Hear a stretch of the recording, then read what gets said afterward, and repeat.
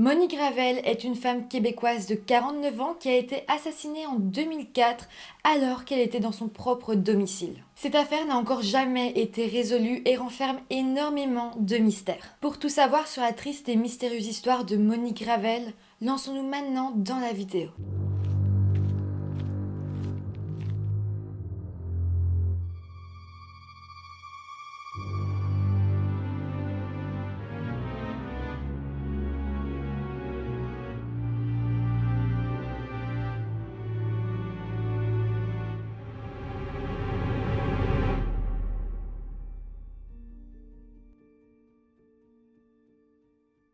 Hello tout le monde, j'espère que vous allez bien.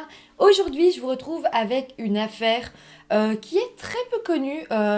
J'ai pas vu énormément d'articles sur cette affaire. Je suis tombée dessus vraiment totalement par hasard quand je faisais des recherches pour une autre affaire qui n'avait rien à voir, juste qui se passait dans la même ville. Donc ici, on va parler d'une femme qui a donc été assassinée. Son meurtre n'a toujours pas été résolu. On ne sait toujours pas exactement ce qui s'est passé aujourd'hui. Il y a peu de photos, malheureusement. Par contre, vous allez voir, l'affaire est vraiment intéressante.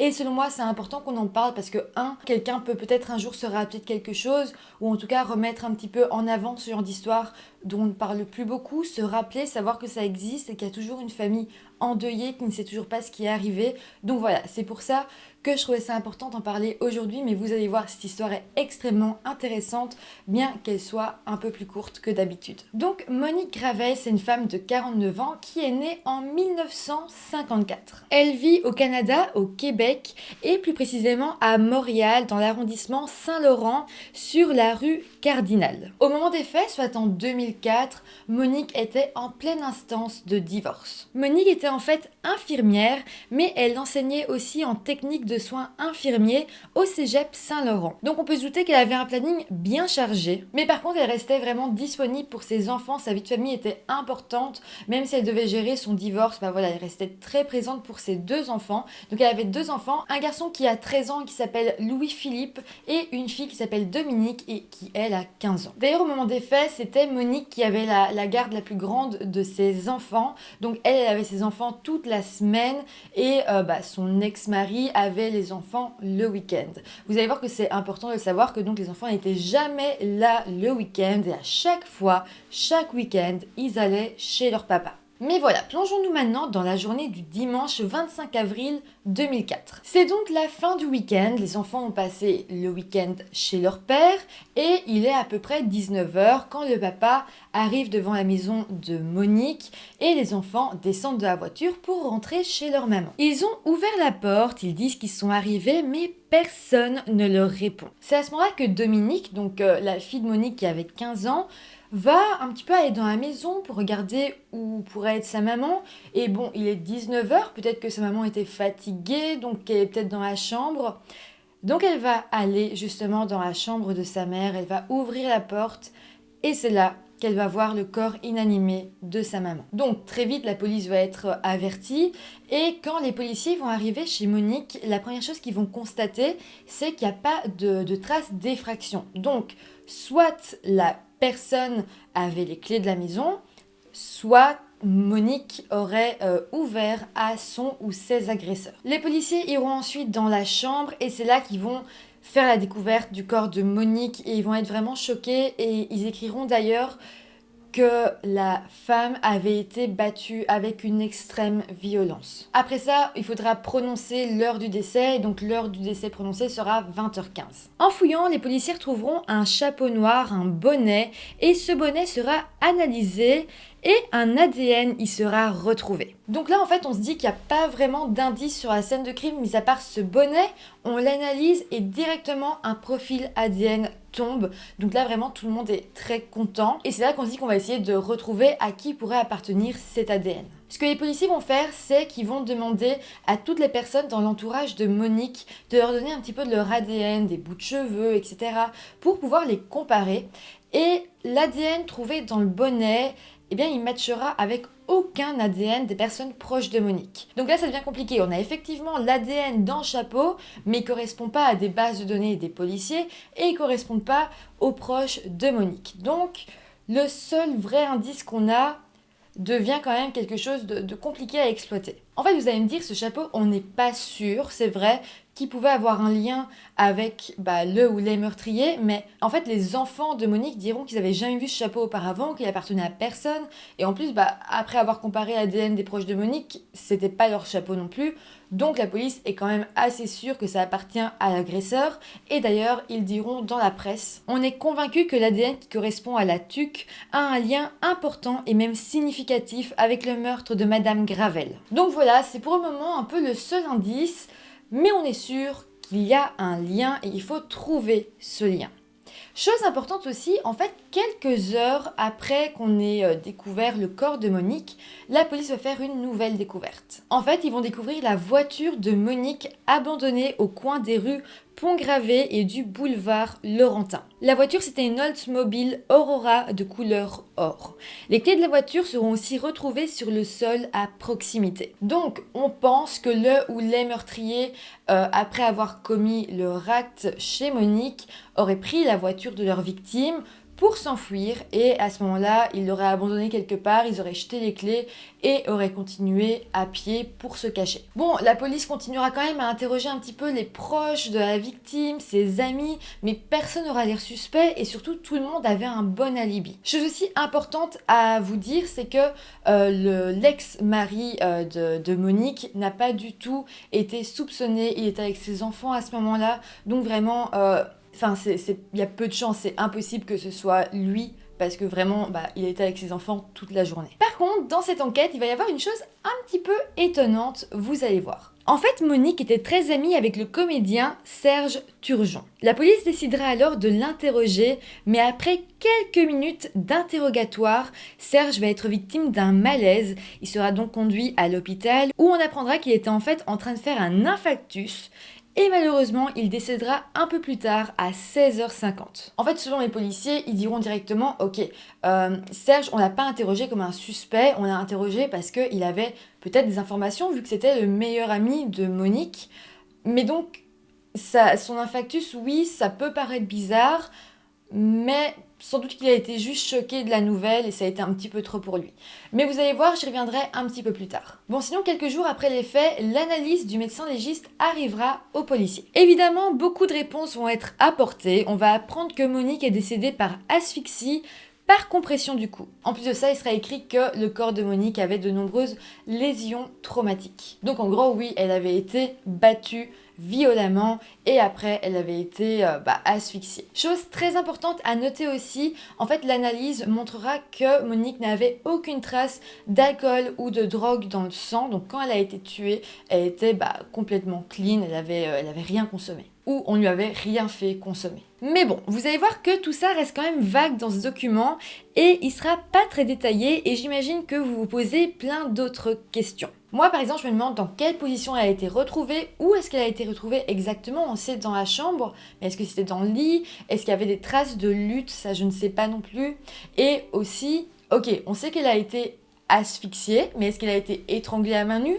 Est-ce que on l'a étranglée en posant un genou sur sa gorge, ou est-ce que c'était à l'aide d'une corde? On ne sait pas en fait, il y a rien qui montre avec quoi est-ce qu'elle a pu être étranglée dans le rapport officiel. Donc peut-être que la police n'a pas voulu divulguer cette information, mais ça me semble quand même assez étrange. En tout cas, nous, on ne sait pas, même si c'était en 2004, on ne le sait toujours pas aujourd'hui. Et d'ailleurs, c'est pour ça aussi que c'est important de parler de cette affaire, parce qu'il y a tellement de pièces manquantes, ça a tellement pas été bien géré par les policiers, l'information n'a pas été assez bien gérée. Donc voilà, je pose quand même cette question de comment est-ce qu'elle a pu être étranglée, on ne sait pas. En fait, mot pour mot, ils diront aux journalistes, on n'a aucun indice, aucun suspect et on nage en plein mystère. Mais voilà, cette déclaration a eu lieu seulement 2 jours après la découverte du corps, donc on n'est pas à 1 mois ou 2 mois après. La police parlait déjà d'un mystère seulement 2 jours plus tard, donc ils n'avaient même pas encore tout donné pour essayer de savoir ce qui s'était passé. Donc vraiment... j'ai l'impression que cette enquête a été un peu bâclée d'un côté. Alors, un communiqué sera partagé dans tout Montréal. On demandera en fait à toute personne ayant aperçu un individu étrange le 24 avril dans le secteur de Saint-Laurent de se rendre immédiatement à la police. Donc voilà, c'était Nous, on sait pas quoi faire, donc on espère que quelqu'un viendra nous dire ce qui s'est passé. Donc voilà, c'est clairement la technique qu'ils ont privilégiée en se disant, bah, on n'a plus qu'à espérer que quelqu'un parle. Mais bon, les policiers vont quand même prendre une nouvelle direction. Ils vont se rendre au cégep de Saint-Laurent pour interroger les collègues de Monique. Et il sera rapporté que sur place, les couloirs étaient déserts. Aussi, il faut savoir que les journalistes étaient sur place à ce moment-là et il y a un homme étrange, on ne sait pas qui c'est, mais les journalistes ont dit que c'était un homme assez étrange, qui sont venus leur parler, qui ont dit il faut absolument que vous parliez à l'administration du cégep. Donc c'est vrai que les médias vont parler à la directrice de communication du cégep.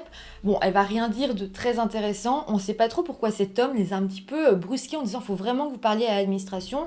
Mais voilà, ce qu'on va apprendre, c'est que Monique travaillait au cégep de Saint-Laurent depuis 26 ans déjà. Et cette directrice dira aussi que Monique était le pilier de son département. On saura que sur place, elle était très très aimée par tous ses collègues et que sa mort a vraiment bouleversé tout le monde dans les murs du cégep. Alors, l'enterrement de Monique aura lieu le 8 mai 2004. Ce sera un moment vraiment difficile pour ses frères, pour sa mère, pour son ex-mari, pour ses enfants. Enfin voilà, elle était vraiment entourée par sa famille. Elle avait une belle famille, donc c'est vrai que ça a été compliqué pour eux d'enterrer Monique, ce qui est normal. À l'enterrement, j'ai aucune idée si les policiers sont venus voir s'il y avait quelqu'un d'étrange qui y était. J'ai pas du tout trouvé d'informations sur ça.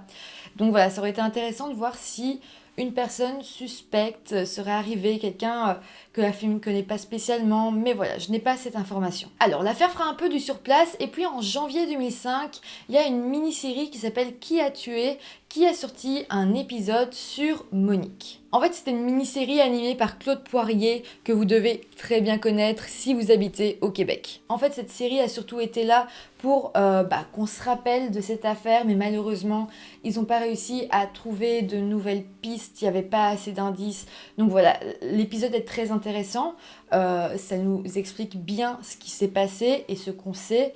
Par contre, c'est vrai que oui, on n'a pas d'éléments nouveaux. Par contre, la série se concentrera à un moment donné assez fort sur Serge Turgeon.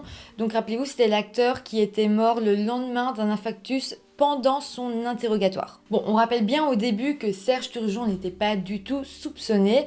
Par contre, on revient quand même un petit peu sur les faits qui sont quand même un petit peu étranges. En fait, on va apprendre que Serge et Monique s'étaient connus il y a quelques années. Donc en fait, Serge a toujours eu des problèmes cardiaques. En tout cas, il en avait depuis quelques années. Et Monique, qui était infirmière, était venue pour s'occuper de Serge. Donc c'était vraiment l'infirmière de Serge Turgeon. Et au fil des années, ils étaient devenus très très amis. Donc voilà, ça explique comment ils se sont rencontrés, pourquoi ils étaient amis. Après, on sait aussi que si Serge a fait un infarctus, c'est pas comme ça. Il avait de base des problèmes de cœur. Donc c'est vrai que ça innocente aussi pas mal. On saura aussi que le 24 avril, donc la veille de la découverte macabre du corps de Monique, Serge avait essayé plusieurs fois de contacter Monique et elle n'avait pas répondu.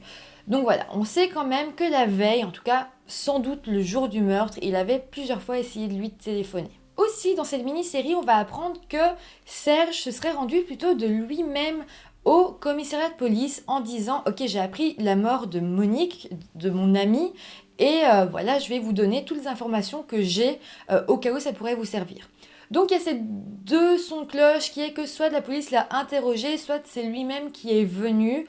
Mais en tout cas, dans ce que Claude Poirier raconte dans cette série, on dit que c'est plutôt lui qui a voulu parler avec la police. Donc voilà, tout ça mis ensemble, c'est vrai que ça pourrait être une piste. Après, le pauvre, il est mort, il n'est pas là pour se défendre, donc on n'est pas non plus là en train de faire son procès. Juste j'en parle, ça reste intéressant de le savoir. Par contre, le documentaire avec Claude Poirier nous apprend une nouvelle chose dans l'enquête. En fait, on va savoir que dans les proches de Monique, tout le monde, ou en tout cas une grande partie, a pu passer le test du polygraphe, mais à ce qui paraît, une personne aurait refusé et donc il ne l'aurait jamais passé. On n'a pas enquêté sur cette personne parce qu'on n'avait rien sur lui, aucune preuve, juste on lui a dit est-ce que tu veux passer le test du polygraphe, et la personne aurait dit non. Voilà, ça peut être une rumeur, je ne sais pas, mais c'est ce qui se dit et je comprends pas trop pourquoi on n'a pas cherché un peu plus sur cette personne. Voilà, ça reste très très mystérieux. Donc voilà, les années vont passer et malheureusement, les policiers ne sauront pas quoi faire de plus. D'ailleurs, en 2017, il y a un enquêteur qui enquêtait donc sur cette affaire qui a donné une entrevue à un journal du Québec et qui a dit: Souvent, au moment des événements, il y a des gens qui ne veulent pas parler. Mais après quelques années, lorsque tu les rappelles ou retournes les voir et que tu t'acharnes sur le dossier, quelqu'un te dit: Je vais te raconter de quoi que j'ai gardé pour moi. Il faut miser là-dessus. En gros, comme à l'époque, c'est vrai que les policiers, les enquêteurs comptent sur le fait qu'un jour peut-être quelqu'un vienne se confier à eux et vienne dire: ok, en fait je sais ce qui s'est passé. Surtout qu'il y a une prescription dans les faits aussi, donc quelqu'un qui viendrait parler ne risquerait plus rien. Alors c'est vrai, c'est frustrant, mais aussi on espère quand même un jour savoir la vérité. Et ne pas la savoir, je pense que c'est encore plus frustrant. Aujourd'hui, ça fait 18 ans que Monique est décédée dans des circonstances plus que mystérieuses. On ne sait toujours pas qui aurait pu lui en vouloir. C'était quelqu'un qu'elle connaissait, c'était une personne qui passait par là, un rôdeur, on ne sait pas. C'est vraiment vraiment triste. Ça me fait penser un petit peu à l'histoire de Sylvie Bâton qui elle aussi avait été retrouvée décédée chez elle. Vraiment, ça me fait vraiment fort penser à cette histoire. Si vous n'avez pas vu la vidéo, vous pouvez la mettre dans le petit i. Et d'ailleurs, elle aussi, on avait retrouvé son agresseur 18 ans plus tard. Donc c'est la preuve qu'on peut toujours retrouver l'agresseur, qu'on pourra peut-être savoir ce qui s'est passé. On le souhaite vraiment fort à la famille de Monique surtout. Et par contre, chose que j'ai trouvé super triste, la maman de Monique, qui s'appelait donc Simone Cloutier, est décédée en 2012 sans jamais savoir ce qui a pu arriver à sa fille. Enfin voilà, c'est comme ça que se termine cette vidéo. J'espère que ça vous aura intéressé et n'hésitez pas à en parler autour de vous. Si vous venez du Québec, c'est encore plus important d'en parler, de ne pas oublier et de se dire que un jour peut-être ça avancera. Si vous avez des informations en plus que je n'ai peut-être pas trouvées, peut-être parce que moi de Belgique, tout m'est pas proposé comme vous au Québec, n'hésitez pas à les mettre en commentaire. Toutes les informations sont les bienvenues. En tout cas, si la vidéo vous a intéressé, n'hésitez pas à mettre un petit pouce en l'air comme d'habitude. Et moi je vous dis à très bientôt pour une nouvelle vidéo. Bye!